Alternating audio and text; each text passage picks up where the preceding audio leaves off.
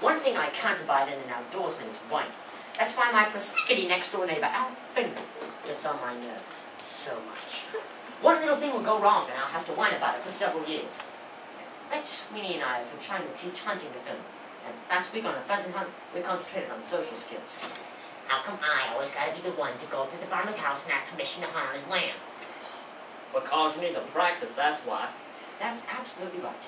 And if you had paid attention to our instructions on how to make friends with the farmer's dogs, this never would have happened. Now, take a little mutt here, for instance. Pay attention now. Notice that he is growling at me. First, I start by smiling at him and speaking softly. Easy little fellow. Nice doggy. Now, I very carefully reach out and scratch him behind the ears. Now, you like that, don't you, Pooch? He's wagging his tail. Always a good sign. Now he's rolling his big brown eyes up at me like I'm his long-lost friend. And there we go. I have unclamped him from your rear end, Finley. It's about time, too. You should have let me slam a little beast head in the car door like the way I wanted to. Christ. That's why we're trying to teach you some social skills, Finley. Farmers never let you hunt after you slam their dog's head in a car door. Why, you silly. All right. Let's analyze what happened here. Finley, you were told not to run if a dog threatened you. And you ran. That's the worst thing you could do. It merely excites the dog to attack. This little fella got so excited he leapt up and snatched onto your rear. I admit, Rich and I shouldn't have left. But when you cleared that picket fence with that little fella battling behind you... Yeah, very funny. But the next farmhouse one, you can go up and show me how it's done. Social Skills by Patrick McManus. The next farmhouse looked like an excellent prospect for hunting, particularly since we had to stop the car while the huge herd of pheasants crossed the road and disappeared into one of the overgrown fields. The farm was not typical of the area, where most places were kept in tip-top condition. Here the fields were full of weeds, the fence posts askew were rotted off, the buildings in need of paint. Pieces of farm machinery and old cars were scattered about in various stages of disintegration. The farmhouse itself had a brooding, threatening aspect to it. We stopped the car ways back on the driveway and stared at the house for a few moments. Well, here is where you pass or fail the final exam on hunting and social skills, Philly. Now, go on up there and get us permission to hunt. Are you out of your mind? Didn't you see that sign back there? Trespassers will be shot, rounded up, and fed into hogs. Well, that just goes to show you the farmer has a sense of humor. Now, get a move on. No! You want to walk home? All right, stop. I'll tell you what, I'll walk on up there with you, but you have to do all the talking. Finley reluctantly agreed. As we were getting out of the car, Wretch glanced nervously around and said, Hey, I'll tell you what. While you fellas are getting permission to hunt, I'll zip back to that little town back there and get us some stuff for lunch. How does that sound? Before I could tell him how that sounded, he had already shot back up the driveway. Great! Just great! Now if the dog takes after us, we have to run all the way back to town and slam its head in the car door. Speaking of dogs, look at the size of that doghouse over there. Don't be silly, that's not a doghouse, it's way too big. Then why is the name Fido painted over the door? I don't know, maybe they have a Shetland pony they call Fido. So the size of the chain hooked to the house over there. Obviously, a dog would have to be the size of a horse with a chain like that. There doesn't seem to be a dog of any kind around here anyway, otherwise it'd be out here barking at us by now. Maybe it's setting a trap for us. Luring us in closer, he can jump on us. Would you stop? I sized up the situation. The back door looked like the best bet to knock on.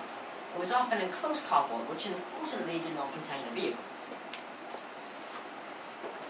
This is usually a bad sign. An indication that no one is. I told Finley to knock on the door anyway, which he did. No one was home. Disappointed, we turned to leave. But stopped so abruptly our shoes made little squeaking sounds on the concrete floor. A massive black beast with dog-like features was so big that it was the rear of the carport. Its lips were curled back, revealing fangs the size of railroad spikes.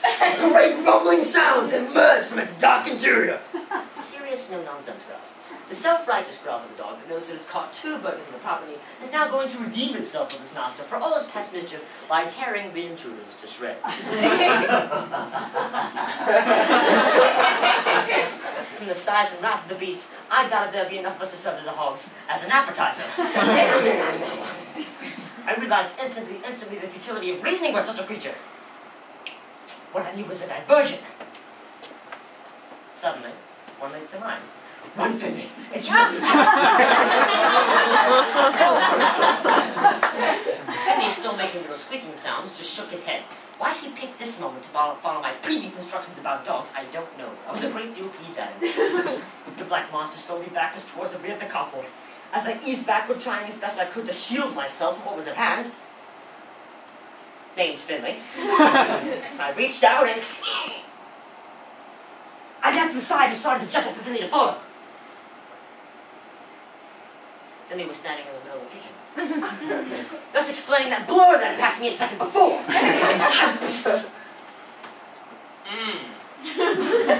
I slammed the door just as the dog leapt out. But the door held. Now bent slightly away. The dog, obviously disappointed, set himself to the task of gnawing his way through the door. While Finley stood in the middle of the kitchen and shook, I strode calmly back and forth, trying to figure out a way out of our current predicament. And then I noticed I was eating a peach. I hadn't been eating a peach when I entered the house, and now I was eating a peach. How odd. I glanced at the kitchen table and there were 4 peaches in the bowl.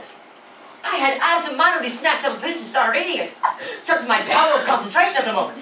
With some amusement, I started to call Finley's attention to this, only to discover he was staring at me in gaping horror. You're eating a peach. Not only do you break it, you eat the farmer's food. We're gonna do time for this. Don't be silly. If the farmer comes back before we get out of here, we'll just explain the situation to him. I'm sure he'll understand. Understand? I suppose you have a better idea? Well, hide. Nonsense. I'm sure the farmer will respond with good humor to my explanation of the incident. In fact, I wouldn't be a great deal surprised if he gave himself a good chuckle. A car coming up the driveway. It contained a beefish man, a hulking teenage boy, and a large husky woman. All were yelling and scowling back and forth at each other. What's that for y'all doing? Lose that whole chain of them. First I get 2 flat tires, I'm out of gas, and I'll come and see my dog eat my house. What comes next? One more thing goes wrong today, I'm gonna fly off the handle.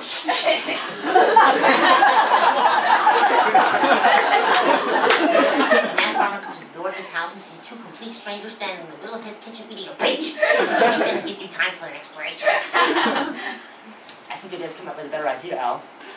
Hide. Finley dodged to a doorway which turned out to be a bathroom.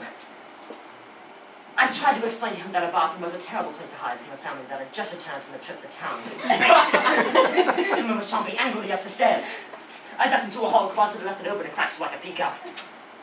The farmer's husky wife came striding angrily down the hall. She opened the bathroom door, went in, and closed the door behind her. I braced myself for the scream. I thought it possible the farmer's wife might scream too, but it seemed unlikely. Calling she would just hurl him into the closed door and then come up and stop her. Perhaps while she was stomping him, I could make a break for her. Finny might let serve as a diversion. Presently, however, the woman opened the bathroom door and went off down the hall. Then Finny stuck his head out of the door. I gave him a shower. Now I'm sure we're gonna do time. Finny sank to what seemed to be near paralysis. I grabbed him by his shirt front and dragged him after me into a bedroom, where I opened the window and threw him out. He bounced with the slanted carport loose, slid down to the edge, and dropped unharmed to the ground. Having ascertained that the escape route was safe enough, not likely to cause serious injury, I followed him to the ground. He was sitting there in a befuddled state, which is a great deal more pleasant than his constant whining. Pulled him to his feet, dusted him off, and started towards the car. However, Fido set up a maniacal barking. What the? Oh, good day, sir! Fine place you have here. Excellent watchdog, too, I might add. Big fellow, isn't he? Probably good with children. But to the point, sir. I was wondering if you might be so kind to let us hunt on your property. Oh, shucks, mister, I don't mind at all. Still, shut the gates after yourselves. Oh, stop by on your way out. The wife's gonna make a peach pie. The please you have for a piece of pie and a cup of coffee. Oh, we beat it, Hayton. The farmer's wife screamed from the kitchen just then. Luther, you rotten kid. You ate one of the peaches I was saving for the pie. I did not. Luther, don't lie. Ain't safely fool around that kid. Boys will be boys, I guess. Let's drive back just then. I thanked the farmer for his generosity and started towards the car, dragging Finley by his shirt front. How'd it go? Fine. We can hunt. Great. What's wrong with Finley? Nothing that a little more practice in the social skills of hunting won't cure. But he's still pale and shaky. He ain't even one. Oh, don't worry. He'll get around to it.